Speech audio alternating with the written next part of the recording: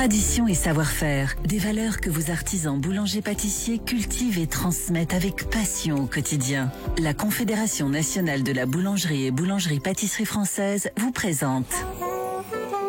Sud Radio, c'est excellent. Un jour un métier, Judith Belair. Depuis la crise sanitaire, toutes les entreprises ont dû se réinventer et certains ont trouvé la bonne idée grâce à Anthony Baron, qui est fondateur d'Adéquancy, la plateforme qui met en lien les managers de transition avec les différentes entreprises ayant besoin de ces services.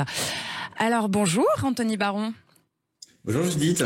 Alors est-ce que vous pouvez nous expliquer vraiment précisément, s'il vous plaît, ce que ça veut dire, le management de transition, s'il vous plaît?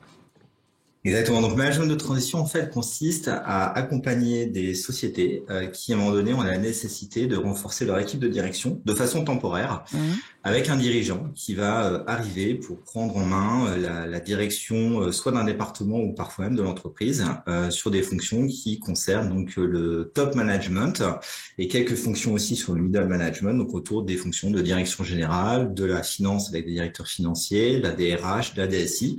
La direction des achats, de la logistique, des directions industrielles, des directions commerciales et marketing également. Donc c'est des cadres supérieurs, hein, c'est ça? Oui, ce sont des cadres supérieurs, cadres dirigeants, donc qui intègrent encore une fois l'équipe de direction de la société, et certains vont aussi avoir un rôle transverse, notamment pour piloter des transformations, mener à bien des projets. Alors justement sur ces transformations, ce que vous dites, hein, c'est que les entreprises ont dû se réinventer, réorganiser leur pôle, etc. suite à la crise qu'on vient de vivre. D'où votre métier clé, hein, c'est ça? C'est un peu ça. On imagine que vous avez augmenté votre capacité clientèle, etc. depuis le Covid.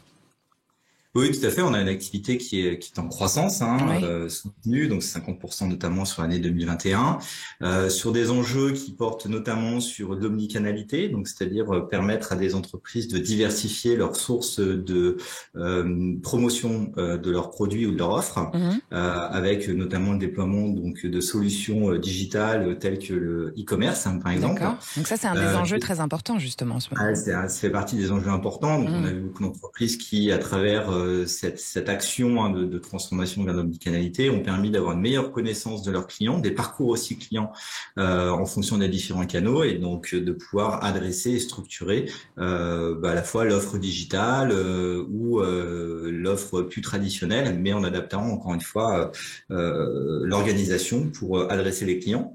Et puis on a vu aussi des sujets dans le monde industriel où face à la pénurie de matières ou de main d'œuvre, les organisations se sont aussi réinventées. Donc c'était des déploiements en gros autour de l'amélioration continue notamment, donc de méthodologies autour du lean management.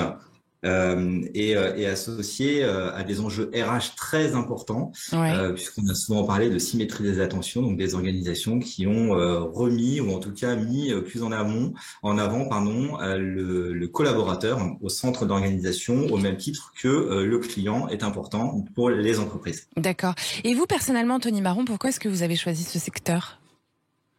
C'est un secteur dans lequel j'ai commencé à travailler il y a maintenant 12 ans. Par hasard ou par choix? Forcément. Par choix, parce que la volonté en fait de comprendre comment adresser les entreprises et avec un sujet RH qui est souvent clé dans les organisations, qui est le management. Bien sûr. Et que le management, on s'en rend compte, peut avoir parfois une durée de vie limitée, avec des opportunités aussi pour les dirigeants d'aller sur d'autres secteurs ou d'autres entreprises. Et une entreprise, elle continue de vivre. Et donc pour ça, il faut assurer une continuité opérationnelle. Donc d'où finalement le management de transition qui paraît être vraiment la bonne solution. Et ce qu'on a fait chez Adéquancy, ça a été notamment en fait de digitaliser l'approche en créant donc un écosystème de plateformes favorisant la mise en relation entre les clients et les managers de transition, un peu comme sur LinkedIn, sauf que là pour le coup, on est sur un écosystème qui est purement et simplement dédié à du management de transition. D'accord. Donc ce sont 1300 managers de transition qui sont aujourd'hui inscrits, disponibles pour accompagner les clients en recherche de renfort. Ok, super. Anthony Baron, pour terminer, est-ce que vous pouvez nous donner justement le site internet de Adéquancy afin que les auditeurs qui s'y intéressent puissent aller voir, s'il vous plaît? Très simple, adéquancy.com, ADEQUANCY.com. Merci beaucoup pour votre témoignage et à très bientôt. Bonne journée, Anthony Baron. À bientôt. Merci. Au revoir. Au revoir.